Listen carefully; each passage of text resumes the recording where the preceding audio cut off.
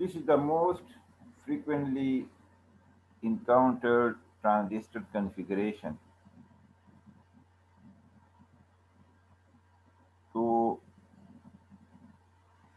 ये जो configuration है common emitter configuration, it can be used for voltage amplification, it can be used for the current amplification as well, and it can be used for the power amplification. So the most commonly used configuration, the most known configuration. So both NPN and PNP transistors have been shown in the figure. And remember please, whenever we use the transistor as an amplifier, so we should operate the transistor in the active region. Which region? Active region. And we know that the remaining two regions, the cutoff region and saturation region, these two regions are used for switching purpose, especially when the transistor is used in the computer circuitry for logical operation. So in either, irrespective of the configuration, whether common base, common collector, or common emitter configuration, the emitter current is the sum of collector current plus base current. So IE is equal to IB plus IC, irrespective of the configuration. We have three configuration: common base configuration, common emitter configuration, and common collector configuration. So irrespective of the configuration, IE is equal to IB plus IC. समझ आ रही बात की? Yes, sir. Yes, sir. यानी कोई भी configuration, irrespective, transistor आप common base mode में इस्तेमाल करें इसको, कॉमन एमिटर मोड में इसको आप यूटिलाइज करें, या कॉमन कलेक्टर मोड में, in each and every case IE is equal to IB plus IC. So in case of common emitter configuration, the emitter terminal is common between input circuit and output circuit. Emitter terminal. So the input is applied at the base and the output is taken from the collector. क्या मैंने बताया? Common emitter में input कहाँ पर आप apply करते हैं? Base के ऊपर, और आउटपुट कहाँ से लेते हैं? कलेक्टर से. So we apply input signal at the base terminal, and or we connect the input source to the base terminal, and the output is taken from the collector terminal. So if you look at the arrow, so this is the arrow, this shows the major current, and look at that, because this arrow shows the conventional current direction. So IC is coming, then IB is, both are joining each other, both are combining each other, so they form the emitter current. In case of NPN, this is the conventional current. In case of PNP, the arrow IE is inting, and it is divided into two parts. One become IB and the other is called IC. And in case of NPN, collector current and IB combine and give the emitter current. So it doesn't matter.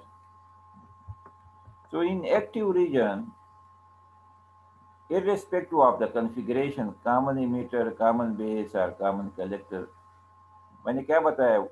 आप जो है ना transistor को किस तरह connect करेंगे for the active region operation, for the device to be in active region? क्या क्या बताया था आपको, किस तरह आप कनेक्ट करेंगे? कौन सी जंक्शन फॉरवर्ड बायस होनी चाहिए और कौन सी जंक्शन रिवर्स बायस होनी चाहिए? याद है? Could you remember? Yes or no?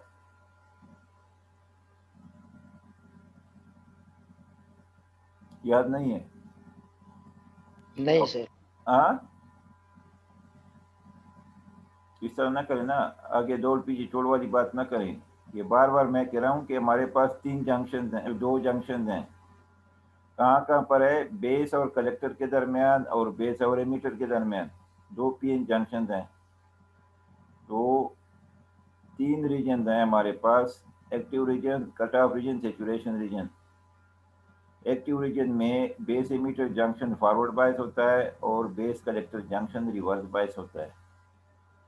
In active region, base emitter junction is forward bias and base collector junction is reverse bias.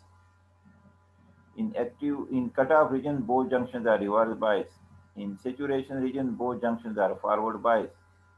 Active region is used for amplification purpose, while saturation and cutoff regions are used for switching action. ये कहानी तो मैंने आपको पहले बताई थी last lecture में, अगर आपको याद है।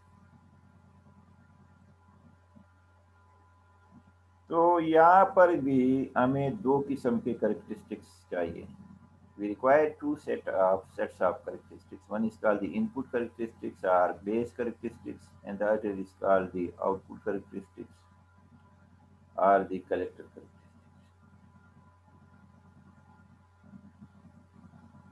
So input characteristics,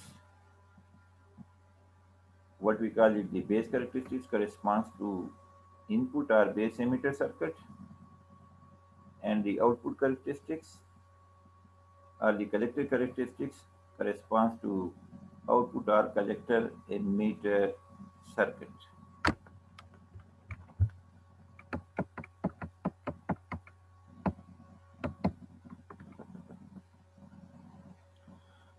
अच्छा, अब ये दो करेक्टरिस्टिक्स है।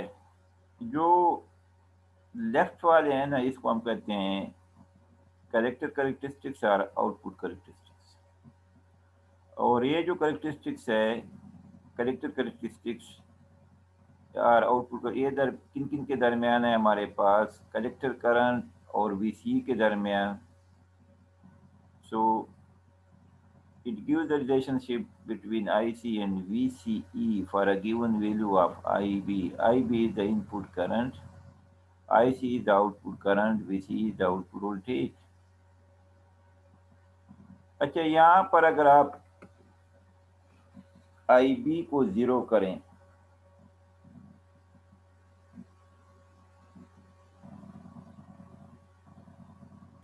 IB को किस तरह 0 करेंगे बताएं जल्दी। करंट किस तरह 0 होगा?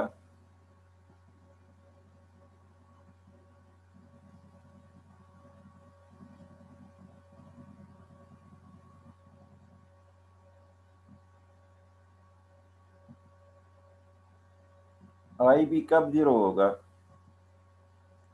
3 टर्मिनल है ना, कलेक्टर, बेस और एमीटर। IB को मैं 0 करता हूँ, किस तरह कर सकता हूँ IB को 0?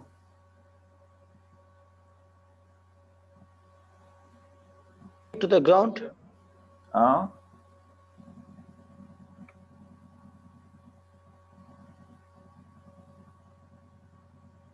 IB को किस तरह 0 करता हूँ? अगर IB को मैं, अगर बेस टर्मिनल को मैं ओपन करूँ, बेस टर्मिनल को ओपन कर दूं, सर्किट से निकाल दूं उसको, तो फिर आपके पास जो करंट फ्लो करेगा उसको हम कहते हैं ICEO, current between collector and emitter while base is open, ICEO। और ये बराबर होता है बीटा ICBO।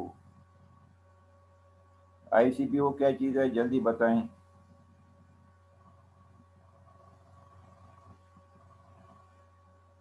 तो ये जो करंट फ्लो करता है,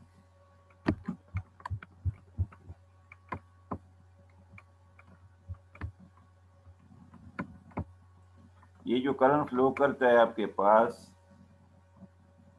जब बेस टर्मिनल ओपन होता है उसको कहते हैं ICO। और जब आपके पास एमीटर टर्मिनल ओपन होता है तो उस करंट को हम कहते हैं ICBO, collector base current, current between collector and base when emitter terminal is open.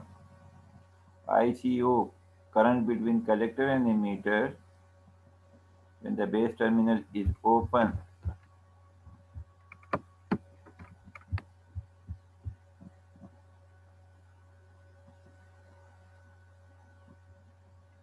जब एमीटर ओपन होता है तो उस करंट को हम कहते हैं ICBO, और जब बेस टर्मिनल ओपन होता है तो उसको हम कहते हैं ICO।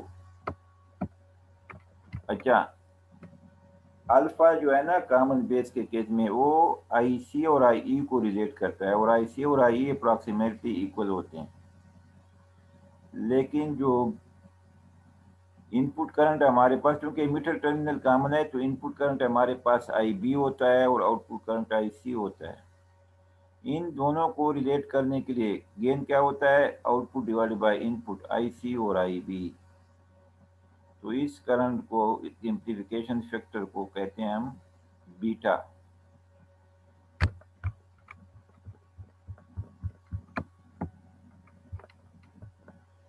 तो ये देखें IB is equal to 0 micro ampere. तो IB का जो कर्व है इसके नीचे जो है ना, आप देखें ये जो करंट फ्लो करता है ये बराबर होता है बीटा ICBO।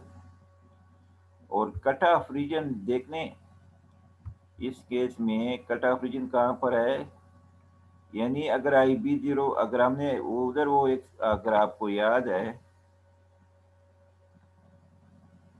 जब IE 0 होता था तो ICB 0 हो जाता था, लेकिन यहाँ पर ये चीज़ नहीं है। यहाँ पर जब IB 0 हो गया इनपुट करंट, तो कलेक्टर करंट फिर भी फ्लो कर रहा है आपके पास।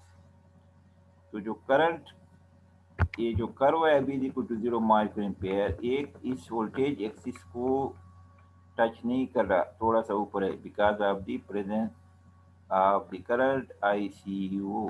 तो कट ऑफ रीजन में कुछ ना कुछ करंट फ्लो हो रहा है। ये देखिए, ये ICO बराबर है बीटा ICBO। तो इनपुट करेक्टरिस्टिक्स, आउटपुट करेक्टरिस्टिक्स को अगर आप देख लें, so the curves are not so much horizontal.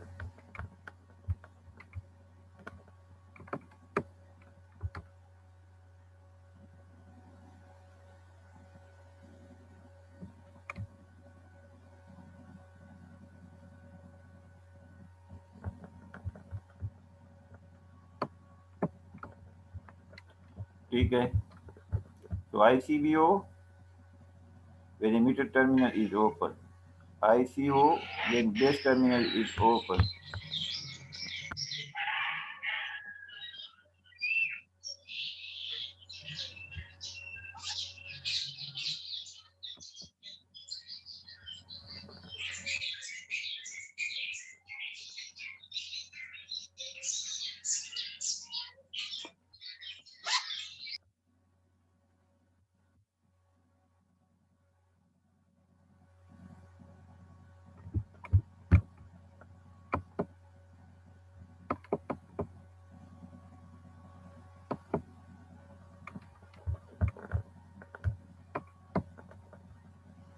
ये उसामा लोधी कौन है,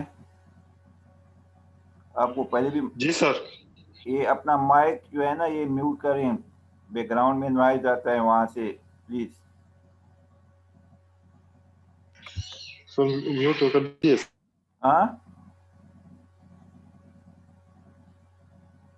बैकग्राउंड नॉइज जो है ना वो काफी नॉइजी है। अपना माइक, सारे अपने माइक्स को ऑफ करने की कोशिश करें।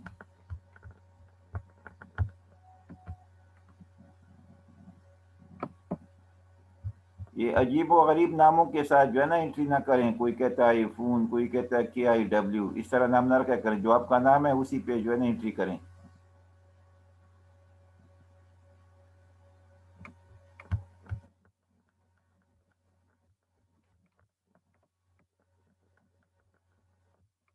तो आउटपुट कैरेक्टरिस्टिक्स के जो कर्व है वो हॉरिजॉन्टल नहीं है, यानी थोड़े से आप देखें इसमें आपको स्लोप नजर आ रहा है। तो ये क्या चीज शो करता है, बिल्कुल इस तरह हॉरिजॉन्टल लाइन नहीं है, कर्व हॉरिजॉन्टल नहीं है। तो ये ऊपर से थोड़े से ऊपर जा रहे हैं, ये क्या शो करता है आपके ख्याल में?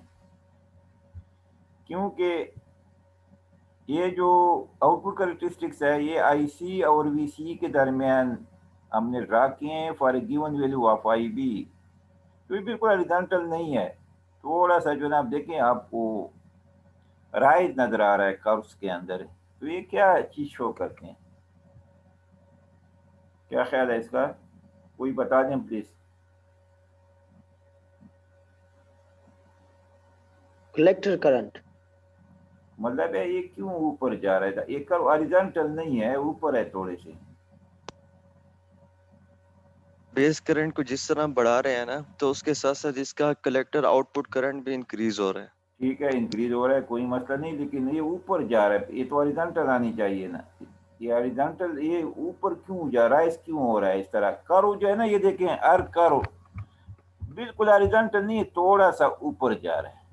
ये जो राइज है, ये जो स्लोप में इंक्रीज आ रहा है, ये क्यों आ रहा है। इसका ये मतलब है कि आई बी के साथ साथ ये वीसीई के ऊपर भी डिपेंड कर रहा है।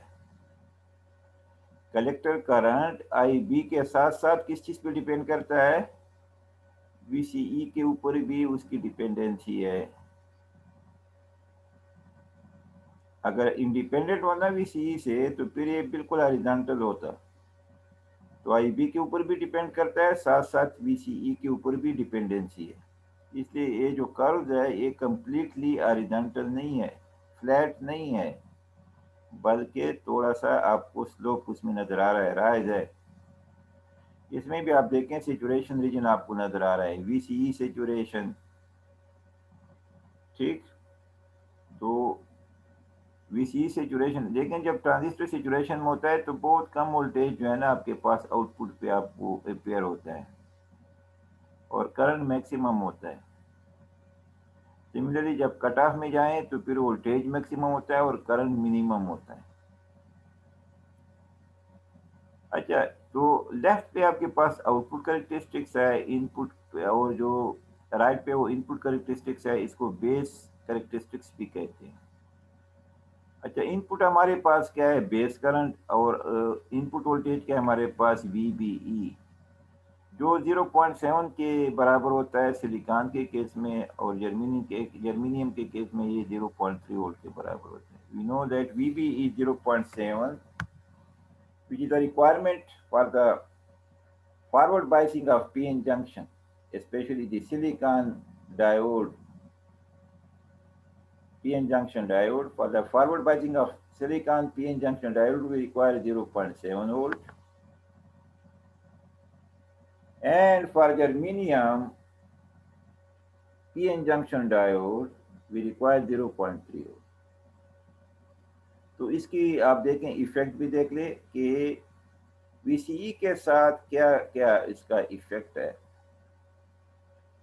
0.7 तो इसकी मिनिमम रिक्वायरमेंट है, 0.7 तो आपने अप्लाई करना होगा बेस एमिटर जंक्शन के क्रॉस। अगर कम है तो वो तो काम ही नहीं करेगा, वो फिर जंक्शन फॉरवर्ड बाइस नहीं होगा, वो कट ऑफ में ही रहेगा आपके पास। तो रिक्वायरमेंट क्या है कि वीसीई को अगर आप बढ़ाते जाएं तो राइज जो है ना वो रैपिड नहीं है, लेकिन जो ही आप वीसीई को कम करते जाएं फ्रॉम राइट टू लेफ्ट, तो राइज जो है ना वो रैपिड है, जल्दी बेस करंट बढ़ जाता है। लेकिन जो ही आप वीसीई को बढ़ाते जाएं तो ये जो है आई बी जो है अपने वोल्टेज को, मतलब है अपने प्रॉपर करंट को ड्रा करने के लिए क्या है, देख रहे हैं आप, साथ साथ वीबी की रिक्वायरमेंट भी बढ़ रही है। ये देखें, यहाँ पर वीबी देख लें और यहाँ पर वीबी देख लें। जब वीसीई बढ़ता है तो वीबी की रिक्वायरमेंट भी साथ बढ़ जाती है। अगर जब वीसीई कम करें तो फिर वीबी 0.7 के आसपास ही रहता है। नजर आ रहा है इसमें फिगर के अंदर, ये देखें 3 कर्व नजर आए, VC is equal to 20 volt, VC is equal to 10 volt and VC is equal to 1 volt. VC is equal to 1 volt पे आप देख लें करंट जो है ना रैपिड राइज हो रहा है for a value of VB 0.7 and so on. अच्छा, वो तो मैं आपको बता चुका हूँ कि irrespective of the configuration, whether common emitter configuration, common base configuration, or common collector configuration, the relationship between the emitter current, base current, and the collector current is IE is equal to IC plus IB. IC is equal to alpha IE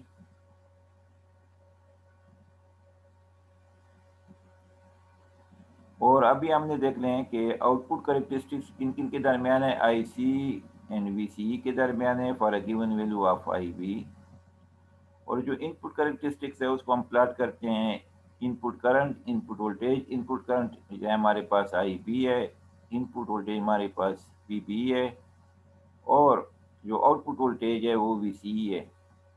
so input characteristics is a plot of IB versus VBE for a given value of VCE, while output characteristics is a plot between IC and VCE for a given value of IB.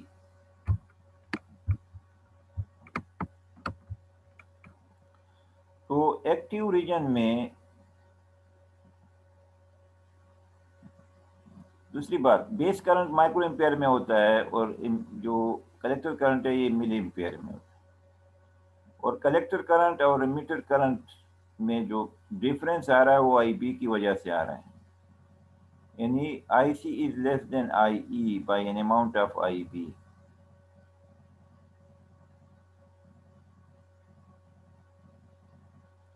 So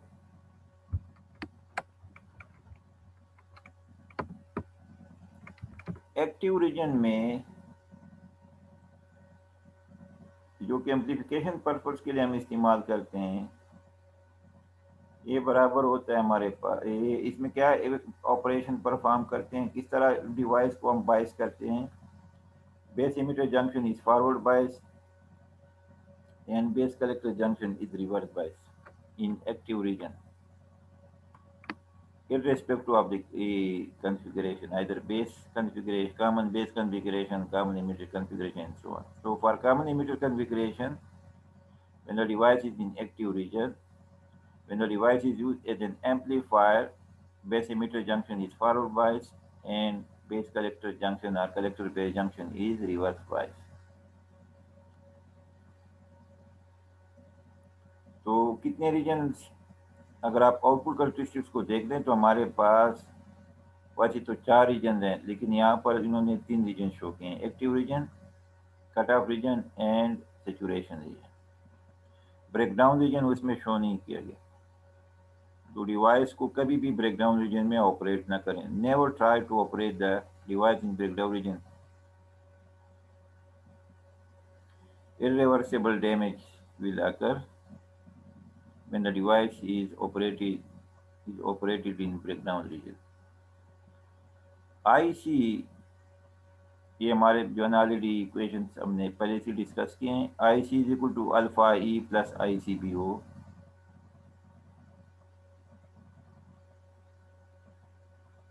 अभी देखें IC का जो equation है उसमें आपने IE की value डाल दी, IC is equal to alpha IC plus IB plus ICBO।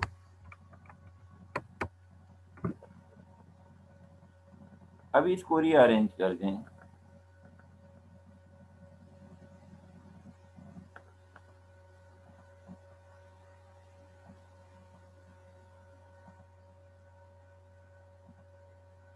यानी जो अल्फा IC है और अल्फा IB, यानी अल्फा IC इस पेरेंथेसिस को ओपन कर लें और अल्फा IC को आप लेफ्ट साइड पे ले जाएं तो ये बन जाएगा IC minus alpha IC is equal to alpha IB plus ICBO। फिर जो है ना उसके बाद IC माइनस अल्फा IC, वहाँ से IC कॉमन निकाले, ये बन जाएगा IC into 1 minus alpha is equal to alpha IB plus ICBO। और फिर 1 माइनस अल्फा पे आप डिवाइड कर दें, यू गेट दिस एक्सप्रेशन 3.8। बताएं क्या करेंगे, क्या अरेंजमेंट करेंगे आप लोग, व्हाट इज द, किस तरह मैथमेटिकल ऑपरेशन परफॉर्म करेंगे, क्या करेंगे आप इसमें, बताएं जल्दी, एक बंदा बताएं जो भी कहना चाहें,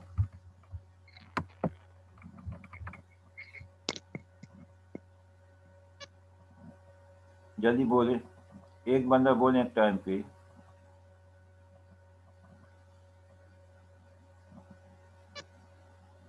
ठीक है, कोई मसला नहीं।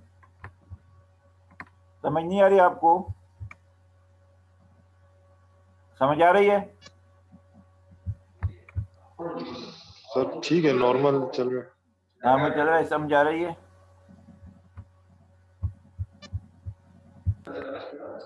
Yes sir. अच्छा, ये लोधी को तो मैं रिमूव कर लेता हूँ उस क्लास से, ताकि इसको पता चले ये दोबारा फिर बातें नहीं करेगा। वो सामा लोधी, आपको मैंने कहा अपना माइक ऑफ कर दें, फिर यस भी सर। आपकी आवाजें आती रही है और ये सर मैं आपके सवाल का जवाब दे रहा हूँ। जवाब इस तरह नहीं होता सर जो मैं आप उधर आपको क्वेश्चन बैकग्राउंड का में आंसर शोर कर कर रहा रहे हैं। था।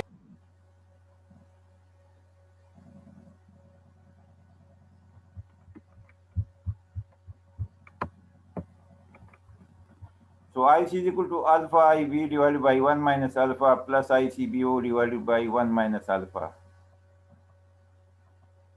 अगर यहाँ पर हम IB को 0 कर दें, IB को 0 कर दें और अल्फा की वैल्यू 0.996, ये बन जाएगा 250 ICBO। तो ये IC is equal to 250 ICBO। ये कौन सा करंट हो जाएगा? Collector current. इस करंट को हम क्या कहेंगे? बेस करंट 0 हो गया, यानी बेस टर्मिनल इज ओपन। और अल्फा की वैल्यू आपने 0.996, क्योंकि अल्फा की वैल्यू 1 से कम होती है, and alpha is the ratio of IC और IE, and IC is less than IE by the amount of IB. It means alpha is always less than 1, but for analysis purpose we consider it as 1. अच्छा बताएं, ये 250 ICBO को क्या नाम देंगे? अभी पढ़ा है ना हमने। ये किसके बराबर हो जाएगा? इसको हम कहते हैं ICEO। ये जो कलेक्टर करंट बनेगा अभी, इसको हम क्या कहेंगे? ICO is equal to 250 ICBO। तो अगर ICBO आपके पास 1 माइक्रो एम्पेयर भी हो, क्योंकि करंट तो मिनार्टी कैरियर्स की वजह से होता है, फिर भी IC जो है ना, आप देखें 250 मल्टीप्लाइड बाई 1 माइक्रो एम्पेयर, तो ये 250 माइक्रो एम्पेयर हो जाएगा।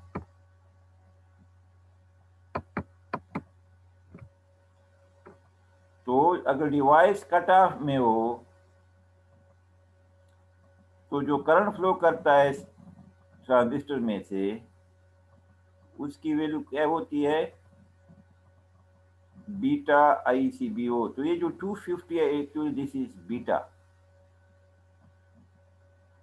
तो अगर ICBO को आप 1 माइक्रो एम्पेयर भी ले लें, 1 माइक्रो एम्पेयर, तो जो कलेक्टर करंट होगा वो हो जाएगा 250 माइक्रो एम्पेयर और 0.25 मिली एम्पेयर।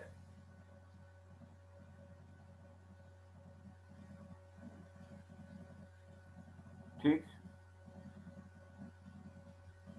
तो यहां से जो हमें चीज नजर आ रही है, equation 3.9, ICO is the current between collector and emitter when the base terminal is open is equal to ICBO divided by 1 minus alpha. IB is equal to 0 under condition IB is equal to 0 microampere. Any base terminal is open.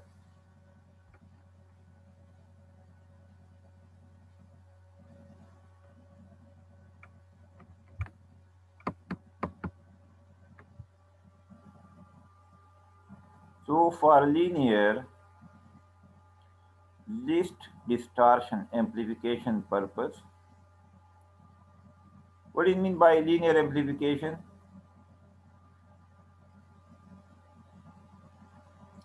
Least distortion. Distortion क्या चीज होती है? What is distortion? कोई बंदा बोले, what is distortion? Unwanted change in the shape of the signal. Okay, thank you. So, for example, your signal was a sinusoid, and due to some reason there is change in the shape of the signal, it gets some other shape. For example, triangular wave or square wave or some other shape. So this is the distortion. So the change in the shape of the signal is called distortion. So here they have used the term linear, means the input signal shape and the output signal shape remain the same. There is no distortion in the output waveform. The waveform shape remains the same. ठीक है? So for linear, least distortion